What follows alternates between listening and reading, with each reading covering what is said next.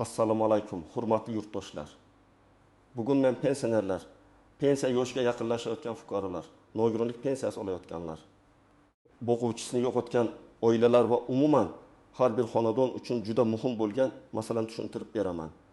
Gap 2 yildan boshlab pensiya tizimida e'tibor berilishi kerak bo'lgan yangi talablar, hujjatlar, tekshiruvlar va amaliy tartiblar haqida ketadi. Bu ma'lumotni o'tkazib yuborsangiz, pensiya tayinlashda kechikish, to'lovda uzilish, qayta hisob-kitobda muammo yoki ortiqcha yugur-yugurga duch kelishingiz mumkin. Shuning uchun hoziroq kanalga obuna bo'ling, videoga like bosing va bu ma'lumotni ota-onangizga, qo'shnilaringizga, pensiya yoshiga yaqin qarindoshlaringizga yuboring. Chunki ko'pchilik muammo chiqqandan keyin harakat qiladi. Lekin men sizga muammo chiqmasdan oldin qanday tayyorlanish kerakligini tushuntiraman. Avval ko'p holatlarda odamlar pensiya yoshiga yetganda pensiya jamg'armasi bo'limiga borib, mehnat daftarchasini, pasportini, ayrim ma'lumotnomalarni olib kirardi. Mutaxassislar arxivdan, ish joyidan, soliq va boshqa bazalardan ma'lumotlarni tekshirar. Yetishmagan hujjat bo'lsa, fuqaro yana qaytib borib olib kelardi. Ya'ni jarayon ko'proq qog'oz hujjatlarga, eski mehnat daftarchasidagi yozuvlarga, ish joylarining arxiv ma'lumotlariga bog'liq edi. Endi esa vaziyat asta-sekin o'zgaryapti. Davlat organlari ko'proq elektron bazalarga tayanmoqda. Ish staji, ish haqi, sug'urta badallari, rasmiy bandlik, nogironlik holati, shaxsiy ma'lumotlar, bank kartasi, yashash manzili kabi ma'lumotlar elektron tizimlarda tekshiriladi. Bu bir tomondan yaxshi. Chunki odam kamroq hujjat ko'taradi, jarayon tezlashadi. Lekin ikkinchi tomondan agar bazada xato bo'lsa, eski ish joyingiz yopilib ketgan bo'lsa, mehnat daftarchangizdagi yozuv elektron tizimga tushmagan bo'lsa yoki familiyangiz, tug'ilgan sanangiz, pasport ma'lumotingiz turlicha yozilgan bo'lsa, pensiya tayinlashda savollar paydo bo'ladi. Men buni oddiy qilib aytaman. 1 iyuldan keyin eng katta talab shuki, pensioner yoki pensiyaga chiqayotgan odam o'z hujjatlari va elektron ma'lumotlari bir-biriga mosligini oldindan tekshirtirishi kerak. Vaqti kelganda bilamiz deb yurish xavfli. Chunki pensiya bir kunda tayinlanadigan oddiy nafaqa emas. U sizning butun mehnat faoliyatingiz, ish haqi tarixingiz, stajingiz va qonuniy huquqlaringizga bog'liq. Eng avvalo staj masalasiga e'tibor berish kerak. Pensiya hisobida ish staji juda muhim. Ayrim odamlar 25 yil ishladim deb o'ylaydi, lekin hujjat tekshirilganda 21 yil tasdiqlanadi. Sababi oddiy. Qaysidir yillarda buyruq raqami noto'g'ri yozilgan. Qaysidir korxona arxiviga hujjat topshirmagan. Qaysidir davrda odam norasmiy ishlagan. Qaysidir joyda ishga kirish yozuvi bor, lekin ishdan bo'shash yozuvi yo'q. Natijada pensiya miqdori kamayishi yoki tayinlash jarayoni cho'zilishi mumkin. Masalan, bir ayol 1995 yildan 2005 yilgacha tikuv sexida ishlagan. Mehnat daftarchasida yozuv bor, lekin sex allaqachon yopilgan. Arxivda esa ma'lumot to'liq emas. Ayol 10 yil staj hisoblanadi deb o'ylaydi, lekin tasdiq topilmasa, bu davr bo'yicha qo'shimcha isbot talab qilinadi. Bunday vaziyatda guvohlar, buyruq nusxalari, ish haqi vedomoslari, arxiv ma'lumotnomalari kerak bo'lishi mumkin. Agar odam buni pensiya yoshiga yetgan kuni boshlasa, o'ylab vaqt ketadi. Ikkinchi masala ish haqi ma'lumotlari. Pensiya miqdori faqat stajga emas, balki ish haqi tarixiga ham bog'liq bo'lishi mumkin. Ko'pchilik men katta maosh olganman deydi. Lekin tizimda rasmiy ko'rsatilgan ish haqi past bo'lgan bo'lishi mumkin. Ayniqsa 1990 yillar. 2000 yillarning boshida ko'p joylarda ish haqi qisman rasmiy, qisman qo'lga berilgan. Pensiya hisobida esa faqat qonuniy tasdiqlangan rasmiy ma'lumot ahamiyatga ega bo'ladi.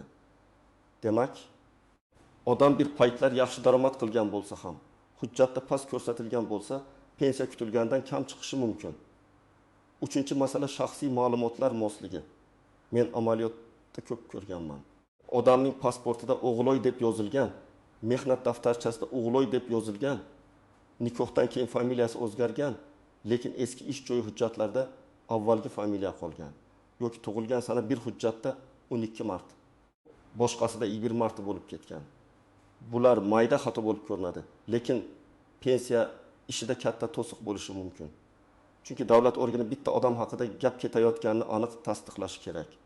Birinchi navbatda, yaqin 6 oy yoki 1 yil ichida pensiyaga chiqadigan fuqarolar tayyor bo'lishi kerak. Men bunday odamlarga pensiya yoshiga yetgan kuni emas, kamida 3-6 oy oldin hujjatlarni tekshiring deb maslahat beraman. Chunki stajni tasdiqlash, arxivga so'rov berish, eski ish joyini topish, nikoh yoki familiya o'zgarishi bo'yicha hujjat olish vaqt talab qiladi. Ikkinchi guruh hozir pensioner bo'lib turgan, lekin qayta hisob kitob qilishni xohlayotgan fuqarolar. Masalan, kimdir pensiyaga chiqqandan keyin ham ishlagan, kimdir oldin hisobga olinmagan stajini topgan, kimdir eski ish joyidan yangi ma'lumotnoma olgan. Bunday odamlar ham 20 iyuldan keyingi tartiblar va elektron tekshiruvlarga tayyor turishi kerak. Agar qo'shimcha staj yoki ish haqi tasdiqlansa, pensiya qayta ko'rib chiqilishi mumkin. Lekin og'zaki gap yetmaydi, hujjat kerak. Uchinchi guruh nogironlik pensiyasi yoki nafaqasi olayotganlar.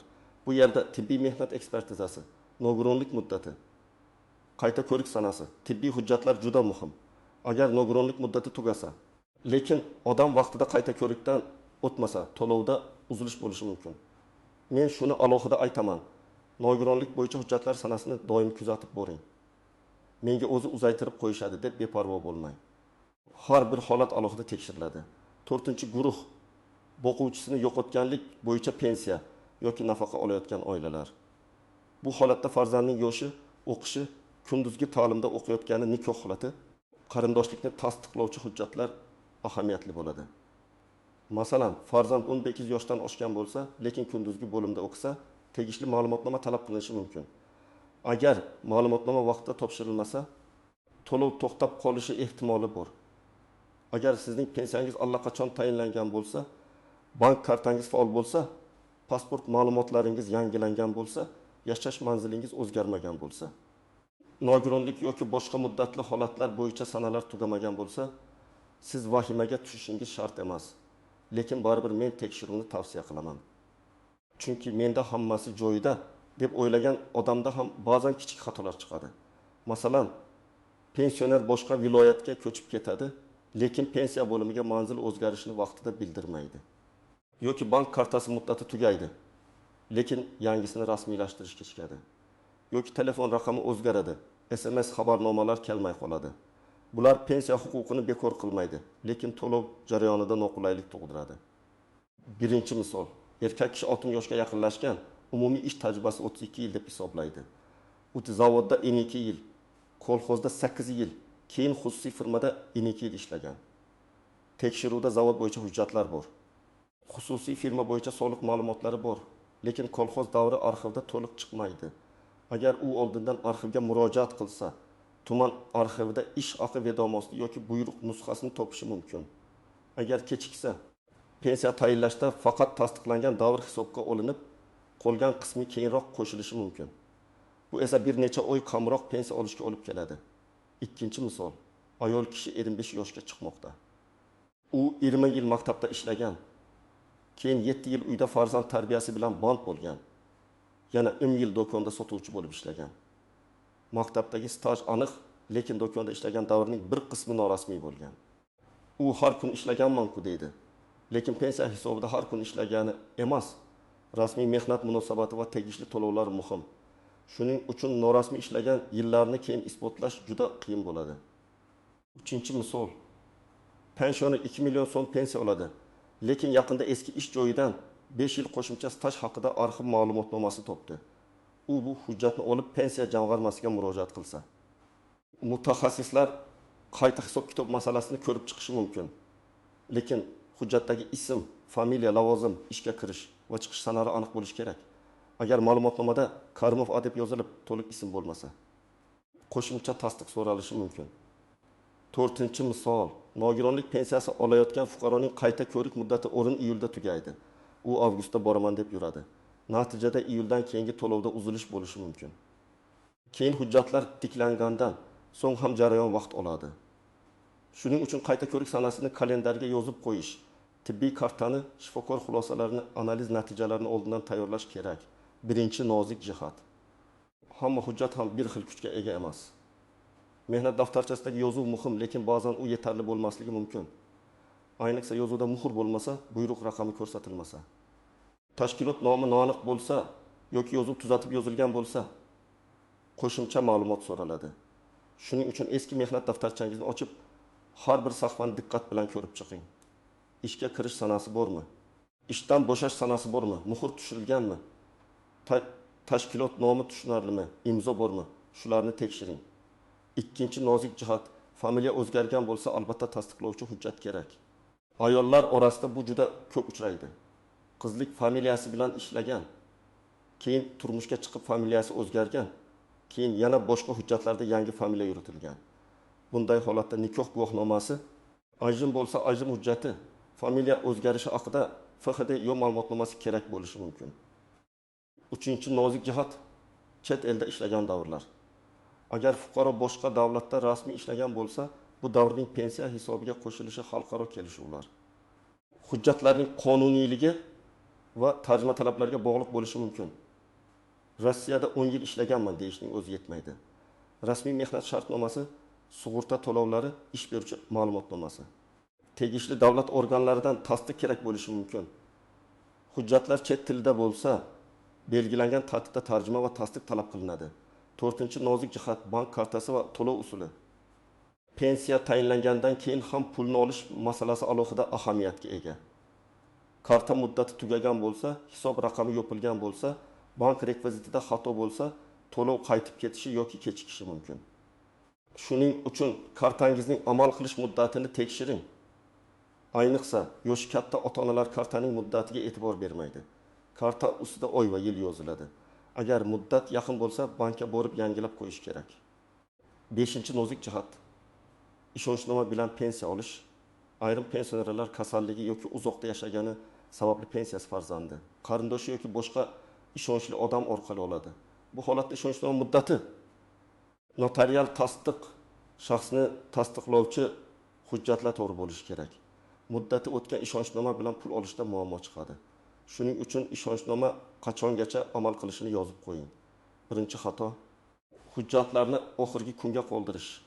Pensiya yoshiga yetgan kuni borib, bugun pensiyamni chiqarib bering deyish to'g'ri yondashuv emas. Davlat organi hujjatlarni tekshiradi, bazalarni solishtiradi. Yetishmagan ma'lumotlarni so'raydi. Agar siz oldindan tayyor bo'lsangiz, jarayon ancha yengil o'tadi. Ikkinchi xato, norasmiy maslahatga ishonish. Qo'shnim shunday qilgan ekan, falon odam hujjatsiz ham chiqargan ekan. Internetda kimdir aytdi degan gaplar bilan ish qilib bo'lmaydi. Har bir odamning pensiya ishi alohida. Staj, ish haqi, yosh, imtiyoz, nogironlik, oila holati, yashash joyi hammasi farq qiladi. Shuning uchun rasmiy manbadan, pensiya jamg'armasi bo'limidan yoki MyKodGov uz kabi elektron xizmatlardan aniqlashtirish kerak. 3-xato, eski hujjatlarni tashlab yuborish. Ba'zi odamlar eski ish haqi ma'lumotnomasi, buyruq nusxasi, diplom, harbiy bilet, tug'ilganlik guvohnomasi, nikoh hujjatini ahamiyatsiz deb o'ylaydi. Aslida pensiya masalasida har bir eski hujjat bir kun kelib kerak bo'lishi mumkin. Ayniqsa arxivda ma'lumot topilmasa, sizdagi eski nusxa muhim dalil bo'lish ehtimoli bor. 4-xato, telefon raqami va manzilni yangilamaslik. Hozir ko'p xizmatlar SMS yoki elektron xabarnoma orqali ishlaydi. Agar telefon raqamingiz o'zgargan bo'lsa, lekin tizimda eski raqam tursa, muhim xabarni o'tkazib yuborishingiz mumkin. Manzil o'zgarsa ham tegishli organlarga bildirish kerak. Birinchi qadam, barcha asosiy hujjatlarni bir joyga yig'ing.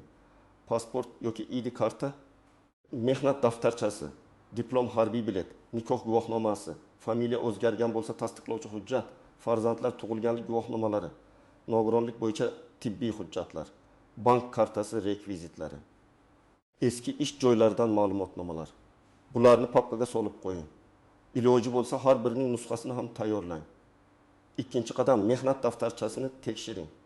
Har bir ish joyini alohida ko'rib chiqing. Sana to'liqmi? Muhr bormi? Lavozim yozilganmi? Ishdan bo'shash haqida yozuv bormi? Agar biror joy shubhali bo'lsa, o'sha tashkilot hali ishlayotgan bo'lsa, kadrlar bo'limiga murojaat qiling. Tashkilot yopilgan bo'lsa, tuman yoki viloyat arxiviga so'rov bering. 3-qadam, elektron ma'lumotlaringizni tekshiring. Buning uchun yagona interaktiv davlat xizmatlari portali orqali kirib, shaxsiy ma'lumotlaringiz, mehnat faoliyatingiz, soliq va bandlikka oid ma'lumotlarni ko'rish mumkin bo'lgan xizmatlardan foydalaning. Agar elektron xizmatdan foydalana olmasangiz, farzandingizdan yordam so'rang yoki davlat xizmatlari markaziga boring. Muhimi, siz o'zingiz haqingizdagi ma'lumotlar tizimda qanday ko'rinayotganini bilishingiz kerak. 4-qadam, pensiya jamg'armasi bo'limiga oldindan maslahat uchun murojaat qiling. Men falon sanada pensiya yoshiga yetaman. hujjatlarimni oldindan tekshirtirmoqchiman deb ayting. Mutaxassislar sizga qaysi hujjat yetishmayotganini, qaysi ma'lumotni aniqlashtirish kerakligini aytishi mumkin. Bu sizning huquqingiz. Maslahat so'rashdan uyalmang. 5-qadam. Agar stajingizda bo'shliq bo'lsa, yozma tartibda so'rov bering. Masalan, 1997-yildan 2003-yilgacha ishlagan joyingiz bo'yicha ma'lumot chiqmayapti. Shunda arxivga yoki sobiq tashkilotning huquqiy vorisiga murojaat qilib, ishga qabul qilingan va ishdan bo'shagan sanalaringiz, lavozimingiz, ish haqi ma'lumotlari haqida ma'lumotnoma so'rang. Og'zaki gap bilan cheklanib qolmang. Yozma javob oling. 6-qadam, barcha javoblarni saqlang. Arxiv ma'lumot topilmadi deb javob bersa ham bu javobni tashlab yubormang. Chunki keyingi bosqichda boshqa isbot yo'llari ko'rib chiqilishi mumkin. Siz qayerga murojaat qilganingiz, qanday javob olganingiz hujjat sifatida kerak bo'ladi. 7-qadam, bank masalasini oldindan hal qiling. Pensiya tushadigan karta faol bo'lsin, muddati o'tmagan bo'lsin, PIN kod va SMS xabarnoma ishlasin. Karta yo'qolgan bo'lsa, darhol bankka murojaat qiling. Ota-onangizning kartasidan foydalanayotgan bo'lsangiz, qonuniy tartibga rioya qiling. Kerak bo'lsa ishonchnoma rasmiylashtiring. Agar pensiya tayinlashda yoki to'lovda muammo chiqsa, birinchi navbatda og'zaki tortishuvga kirishmang. Men har doim shuni aytaman, muammoni hujjat bilan hal qilish kerak. Pensiya bo'limidan qaysi hujjat yetishmayotgani, nima sababdan rad etilgani yoki jarayon nima uchun kechikayotgani haqida aniq tushuntirish so'rang. Imkon bo'lsa, yozma javob oling. Agar sizningcha staj noto'g'ri hisoblangan bo'lsa, qo'lingizdagi hujjatlarni tartib bilan taqdim eting. Har bir davr bo'yicha alohida papka qiling. Ish joyi nomi, ishlagan yillar, mavjud hujjat, arxiv javobi, guvohnoma yoki ma'lumotnoma. Mutaxassisga ham oson bo'ladi. Sizning ishingiz ham aniq ko'rinadi. Agar hujjatdagi ism yoki sana xato bo'lsa, hadiyo, arxiv yoki sud tartibida aniqlashtirish talab qilinishi mumkin. Bunday holatda o'zboshimchalik bilan hujjatni tuzatmang. Mehnat daftarchasidagi yozuvni o'zingiz o'chirib, qayta yozish mumkin emas. Har qanday tuzatish qonuniy tartibda bo'lishi kerak. Agar pensiya kartaga tushmay qolsa, avval bankdan hisob holatini tekshiring. Keyin pensiya jamg'armasidan to'lov yuborilmaganini aniqlang. Ba'zan muammo pensiya organida emas, bank rekvizitida yoki karta muddatida bo'ladi. Shuning uchun sababni aniqlamasdan vahima qilmang. Men bu yerda sizga umumiy va amaliy tushuntirish beryapman. Har bir fuqaroning holati alohida bo'ladi. Qaysi hujjat kerakligi, pensiya miqdori qanday hisoblanishi, qaysi davr stajga kirishi yoki kirmasligi sizning shaxsiy ish hujjatlaringizga bog'liq. Shuning uchun eng to'g'ri yo'l rasmiy organlardan aniqlashtirish, hujjatlarni oldindan tekshirtirish va har bir murojaatni yozma tarzda olib borishdir. Yana bir muhim gap, yangi talablar odamlarni qo'rqitish uchun emas, tartibni aniq qilish uchun joriy etiladi. Elektron bazalar to'g'ri ishlasa, pensioner kamroq yuradi, hujjat kamroq so'raladi, to'lovlar tezroq rasmiylashadi. Lekin elektron bazadagi xatoni vaqtda ko'rmasangiz, aynan o'sha xato sizga muammo bo'ladi. Shuning uchun men hamma tayyorlansin deganda vahima emas, oldindan tekshiruv va tartibni nazarda tutyapman. Hurmatli tomoshabinlar, iyuldan boshlab pensiya masalasida eng muhim narsa hujjatlarning to'g'riligi. Elektron ma'lumotlarning mosligi, staj va ish haqi bo'yicha tasdiqlarning aniq bo'lishidir. Pensiyaga chiqayotganlar oldindan tayyorlansin. Hozir pensioner bo'lganlar karta, manzil, nogironlik muddati. Qayta hisob-kitob hujjatlarini tekshirsin. Hech kim oxirgi kunga qoldirmasin. Men sizga aniq tavsiya beraman. Bugunoq hujjatlaringizni bir papkaga yig'ing. Mehnat daftarchangizni tekshiring. Kerak bo'lsa arxivga murojaat qiling. Pensiya jamg'armasidan maslahat oling va bank kartangizni ko'zdan kechiring. Shunda ertaga muammo chiqsa siz tayyor bo'lasiz. Muammo chiqmasa esa ko'nglingiz xotirjam bo'ladi. Agar sizda pensiya, staj, qayta hisob-kitob yoki hujjatlar bo'yicha savol bo'lsa, izohlarda yozib qoldiring. Qaysi viloyatdan ekaningizni va muammo nimada ekanini qisqacha yozing. Men keyingi videolarda eng ko'p uchraydigan savollarga alohida javob beraman. Videoga like bosing, kanalga obuna bo'ling va bu ma'lumotni albatta yaqinlaringizga yuboring. Pensiya masalasida bir kun oldin tayyorlangan odam bir oy yugurdan qutulishi mumkin.